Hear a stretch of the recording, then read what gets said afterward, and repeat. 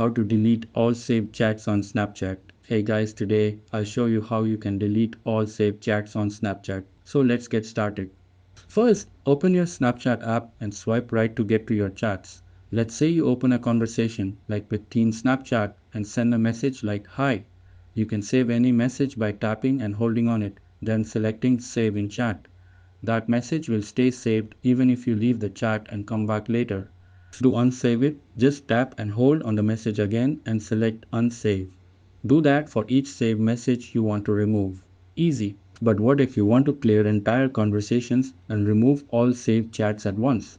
Just tap on your profile icon in the top left, then tap the gear icon in the top right to open settings. Scroll down to account section and then tap clear conversations. You'll see a list of your chats. Hit the X next to any contact like Team Snapchat and tap clear.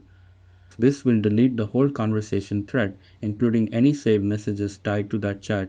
That's it, and thanks. I'll catch you all in the next video.